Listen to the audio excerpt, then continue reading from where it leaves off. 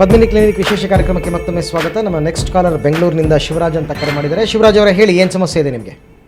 Sir ನಮಸ್ತೆ, ನಾನು ಶಿವರಾಜ್ ಅಂತ ಬೆಂಗಳೂರಿಂದ. ಮೇಡಮ್ ಅವ್ರ ಜೊತೆ ಮಾತಾಡೋದಾ? ಮಾತಾಡಿ. ಹೇಳಿ ಮೇಡಮ್. ನಮಸ್ತೆ ಮೇಡಮ್, ಶಿವರಾಜ್ ಅಂತ. ಗೊತ್ತಾಯ್ತು. ಮೇಡಮ್, ನಮ್ಗೆ 26 ವರ್ಷ ಆಗಿದೆ. ಈಗ ಮದುವೆ ಆಗಿ 1.5 ವರ್ಷ ಆಗಿದೆ.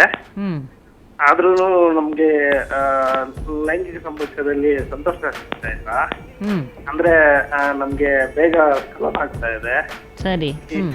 ಇದಕ್ಕೆ ಮನೆಯಲ್ಲಿ ಯಾವ್ದಾದ್ರು ಒಂದು ತಿನಿಸು ಅತಿಯಾಗಿ ತಿನ್ನೋದ್ರಿಂದ ಏನಾದ್ರೂ ಕಂಟ್ರೋಲ್ ಆಗುತ್ತಾ, ಇಲ್ಲಾಂದ್ರೆ ಟ್ಯಾಬ್ಲೆಟ್ಸ್ ಅಥವಾ ಯಾವ್ದಾನ ಡಾಕ್ಟರ್ ಹತ್ರ ಚೆಕ್ ಮಾಡಿಸಿದ್ರೆ ಒಳ್ಳೇದಾ?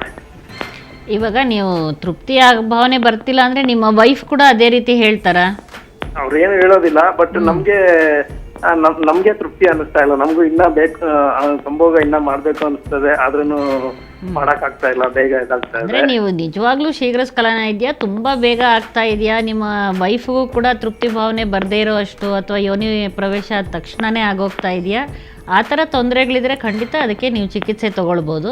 ಕೆಲವರಲ್ಲಿ ಏನಿರುತ್ತೆ ಅಂದರೆ, ಕೆಲವು ಸಲ ಸುಮ್ಮನೆ ಹೇಳ್ತಾರೆ ನಾವು 1 ಗಂಟೆ ಮಾಡ್ಬೇಕು, 10 ನಿಮಿಷ ಮಾಡ್ಬೇಕು, ಅರ್ಧ ಗಂಟೆ ಮಾಡಬೇಕು ಅಂತ ಹೇಳಿ. ಆ ರೀತಿ ಒಂದು ಅವಾಸ್ತವಿಕ ನಿರೀಕ್ಷೆಗಳನ್ನ, ಯಾಕಂದರೆ ಕೆಲವು ಸಲ ಇವರ ಎಕ್ಸ್ಪೆಕ್ಟೇಷನ್ ಅನ್ರಿಯಲಿಸ್ಟಿಕ್ ಆಗಿರಬಾರ್ದು ಅಂತ ಅಷ್ಟೇ.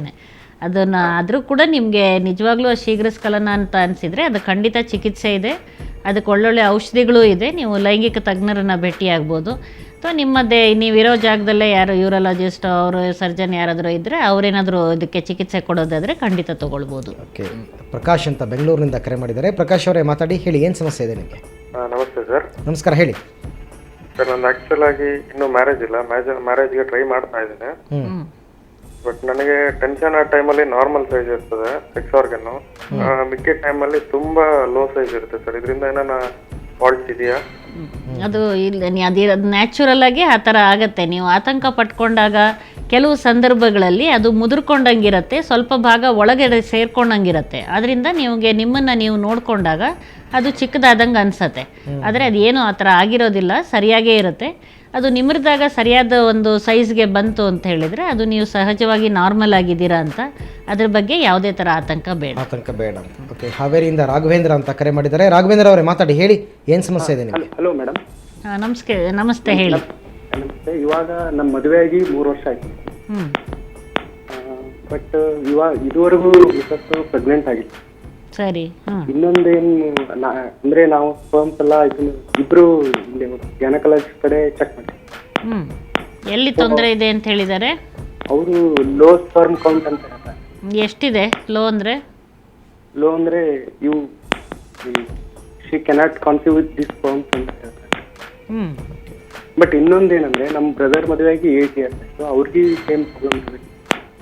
ಸ್ವಲ್ಪ ಜೋರಾಗಿ ಮಾತಾಡಿ, ಯಾಕೆ ಹೆದರ್ಕೋತಾ ಇದ್ದೀರಲ್ಲ ಪ್ರಕಾಶ್? ಇಲ್ಲ, ಕೇಳ್ತಾ ಇಲ್ವಾ ಇದು? ಸ್ವಲ್ಪ ಜೋರಾಗಿ ಹೇಳಿ. ಅದು ಫೋನ್ ಬಹುಶಃ ಅದು ಕಟ್ ಆದಂಗೆ ಅನ್ಸತ್ತೆ. ಹೇಳಿ. ನಿಮ್ಮ ಬ್ರದರ್ಗೂ ಮಕ್ಕಳು ಇಲ್ಲ ಅಂತ ಹೇಳಿದ್ರ? ಇಲ್ಲ ಮೇಡಮ್. ಸರಿ, ಅದಕ್ಕೆ ಏನ್ ಬೇಬಿ ಯಾವ ತರ ಪಡಿಬಹುದು ಅಂತಾನೆ.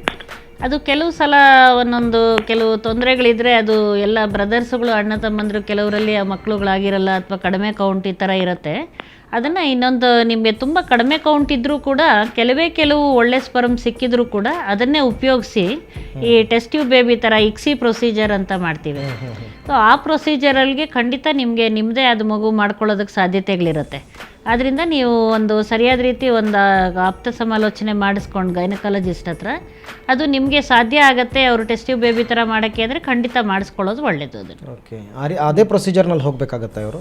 ಅಂದರೆ ಒಂದು ಸ್ವಲ್ಪ ದಿವಸ, ಇನ್ನೂ ಚಿಕ್ಕ ವಯಸ್ಸಾಗಿದ್ದರೆ ಒಂದು 3 ತಿಂಗಳು 6 ತಿಂಗಳು ಅವ್ರಿಗೆ ಒಂದು ಸ್ವಲ್ಪ ಚಿಕಿತ್ಸೆ ಟ್ಯಾಬ್ಲೆಟ್ಸ್ ಎಲ್ಲ ಕೊಟ್ಟು ನೋಡಿ ಒಂದು ಸ್ವಲ್ಪ ಉತ್ಪತ್ತಿ ಏನಾದರೂ ಚೆನ್ನಾಗಿ ಆಗತ್ತಾ ಅಂತ ಪ್ರಯತ್ನ ಮಾಡೋದಾಗಲಿ, ಅಥವಾ ಒಂದು ಕೃತಕ ವೀರ್ಯಧಾರಣೆ ಮಾಡೋದು, ಅದೆಲ್ಲ ಸರಿ ಆಗಲಿಲ್ಲ ಅಂದರೆ ಅವ್ರು ಟೆಸ್ಟ್ ಟ್ಯೂಬ್ ಬೇಬಿ ಇದು ಬೆಸ್ಟ್ ಪ್ರೊಸೀಜರ್, ಇಕ್ಸಿ ಪ್ರೊಸೀಜರ್. ಈ ಸಂತಾನಹೀನತೆ ಏನಾದರೂ ಇದು ಹೆರಿಡಿಟರಿ ಪ್ರಾಬ್ಲಮ್ ಅಂತ ಕನ್ಸಿಡರ್ ಮಾಡ್ಬೋದಾ? ಕೆಲವು ಸಂದರ್ಭಗಳಲ್ಲಿ ಹೌದಾ? ಹೆರಿಡಿಟರಿ ಅಂತ ಹೇಳಿದ್ರೆ ಈಗ ತಂದೆ ತಾಯಿಗೆ ಅವ್ರ ಮಗು ಆಗಿದೆ ಅಂತ ತಾನೇ ಇದರದ್ದು ಅವ್ರಿಗೆ ಮಗು ಅಂದರೆ ಕೆಲವು ತೊಂದರೆಗಳಲ್ಲಿ ಕೆಲವು ಹೆರಿಡಿಟರಿ ಫ್ಯಾಕ್ಟರ್ಸ್ಗಳು ಬರ್ಬೋದು.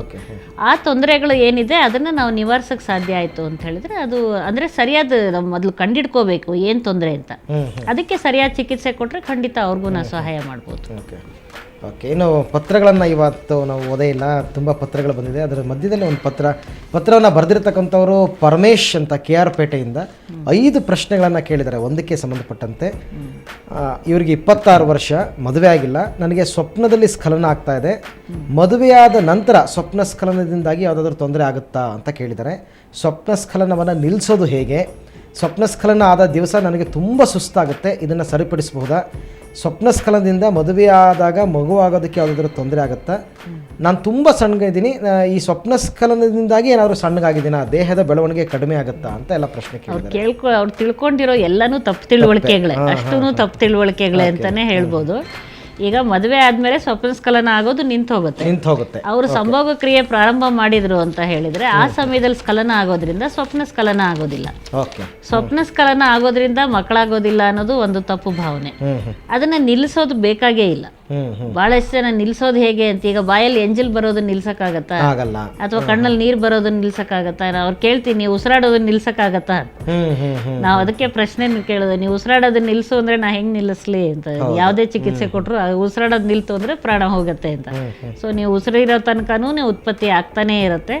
ಸೊ ಅಥವಾ ನೀವು ಬೇರೆ ಸಂಭೋಗ ಕ್ರಿಯೆ ನೀವು ಮಾಡಿರ್ಲಿಲ್ಲ ಅಥವಾ ಹಸ್ತಮೈಥುನ ಮಾಡಲಿಲ್ಲ ಅಂದ್ರೆ ಸ್ವಪ್ನ ಸ್ಖಲನ ಆಗೇ ಆಗುತ್ತೆ, ಅದು ಉತ್ಪತ್ತಿ ಆಗಿರೋದ್ರಿಂದ ನೋಡ್ಕೊಂಡು. ಆದ್ರಿಂದ ಅದನ್ನ ನಿಲ್ಸೋದನ್ನು ಬೇಕಾಗಿಲ್ಲ, ಅದರಿಂದ ಯಾವುದೇ ತೊಂದರೆ ಇಲ್ಲ. ಇದು ದೇಹದ ಬಹಳ ಸಹಜವಾದ ಕ್ರಿಯೆ.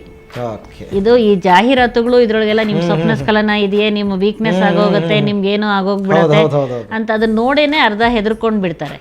ಹಾಗಾಗಿ ಆ ಥರ ಏನೂ ಇಲ್ಲ, ಅದಕ್ಕೆ ಯಾವುದೇ ಒಂದು ಚಿಕಿತ್ಸೆ ಬೇಕಾಗಿಲ್ಲ. ಬೆಂಗಳೂರಿನಿಂದ ಇಮ್ರಾನ್ ಅಂತ ಕರೆ ಮಾಡಿದ್ದಾರೆ. ಇಮ್ರಾನ್ ಅವರು ಹೇಳಿ, ಏನು ಸಮಸ್ಯೆ ಇದೆ?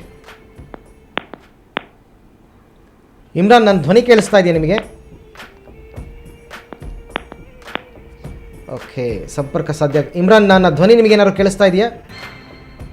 ಓಕೆ, ನಮಗೆ ಸಂಪರ್ಕ ಸಾಧ್ಯ ಆಗ್ತಾ ಇಲ್ಲ. ಇರಲಿ, ಮತ್ತೊಂದು ಪತ್ರವನ್ನು ಓದ್ತಕ್ಕಂಥ ಸಂದರ್ಭ ಮೇಡಮ್. ಈಗ ಪತ್ರವನ್ನು ಬರೆದಿರ್ತಕ್ಕಂಥವ್ರು ರವಿಕುಮಾರ್ ಅಂತ, ಇಸ್ರೋ ಲೇಔಟ್ ಬೆಂಗಳೂರಿನಿಂದ. ಇವ್ರಿಗೆ 32 ವರ್ಷ, ಇವರ ಹೆಂಡತಿಗೆ 23 ವರ್ಷ.